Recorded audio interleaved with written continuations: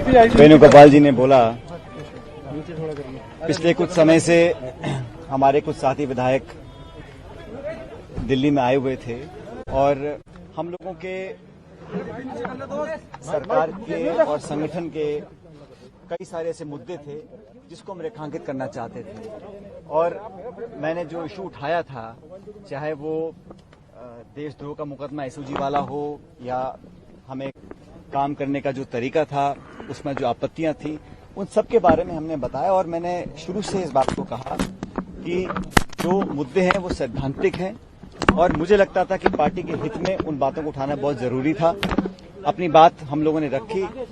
इस पूरे प्रकरण के दौरान बहुत सी बातें कही गई, चलाई गई और बहुत कुछ मुझे भी सुनने को मिला। व्यक्तिगत रूप से कुछ ऐसी बातें बोली गई जो मैं समझता हूं, मुझे भी आश्चर्य उन बातों पर हुआ, लेकिन मुझे लगा कि संयम और विनम्रता हमेशा बनाए रखनी चाहिए। राजनीति में व्यक्तिगत दुर्भावना की कोई जगह नहीं है। हम लोगों ने, सभी लोगों ने मिलकर 5 साल तक मेहनत कर राजस्थान में कांग्रेस की सरकार बनाई थी और उस सरकार में हम सब भागीदार हैं। लेकिन जब मुझे लगा कि इन बातों में जहां पर मुझे आपत्तियां थीं या जहां पर मुझे लगा कि अपनी बात रखना बहुत जरूरी है, तो कांग्रेस के समक्ष मैंने उस बात को रखा। मुझे खुशी है कि कांग्रेस अध्यक्ष ने, पूर्व अध्यक्ष राहुल गांधी जी ने, प्रियंका जी ने, हम सब ने विस्तार से आज चर्चा करी और हमारे जो साथी विधायक हैं उन सबकी बातों को, उन सबके कंसर्न्स को हमने प्लेटफॉर्म पर रखा है।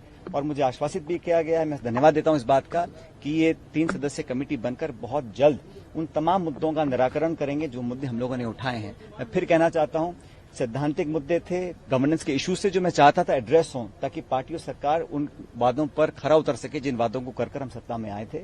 और पार्टी पद देती है, पार्टी पद ले भी सकती है।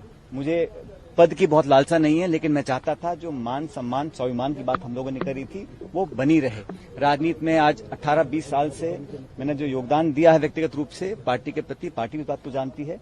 और हमने हमेशा कोशिश करी है कि जिन लोगों ने मेहनत कर इस सरकार का निर्माण किया है उन लोगों की हिस्सेदारी, भागीदारी सुनिश्चित की जाए। मुझे खुशी है कि कांग्रेस अध्यक्षा जी ने आज जो कमेटी का गठन किया है और ये बात भी जैसे वेणुगोपाल जी ने कहा कि समयबद्ध तरीके से इन सब बातों को सुनकर इसका अच्छा निराकरण किया जाएगा। मैं समझता हूं ये एक स्वागत योग्य कदम है। इसके लिए मैं कांग्रेस अध्यक्ष का धन्यवाद देना चाहता हूं। जो आपके साथियों ने आपके बारे में बातें कही, जो व्यक्तिगत हमले किए और जो ये कहा कि बीजेपी के हाथों खेल रहे हैं आप, देखिए, मैं ऐसा है, आज से 1.5 साल पहले जब हम चुनाव जीतकर आए थे, उस समय हमने कांग्रेस अध्यक्ष को ये निर्णय दिया था देने के लिए कि कांग्रेस का मुख्यमंत्री कौन बनेगा। उस समय अशोक गहलोत जी को मुख्यमंत्री बनाया गया और मुझे उप मुख्यमंत्री बनने की जिम्मेदारी दी गई थी और हमने लगातार काम किया। और मुझे लगा कि इन 1.5 साल में जो मेरा अनुभव रहा वो मैं कांग्रेस का आलाकमान तक लेकर जाऊं। और मैंने सारी बातें कही हैं, वो आज मैं इस प्रेस या मीडिया के माध्यम से बोलना नहीं चाहता हूं, लेकिन वो सारी बातें मैंने बताई हैं। और मुझे लगता है कि समस्या का समाधान होगा, क्योंकि जो सरकार ने और पार्टी ने वादे किए वो निभाने बहुत जरूरी हैं।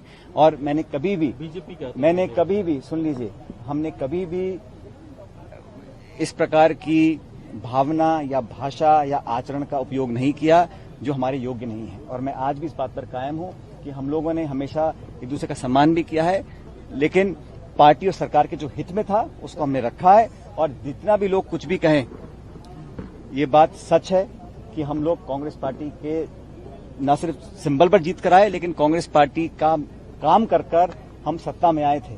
और आज हमारी जवाबदेही बनती है कि हम कैसे उन वादों को पूरा करें।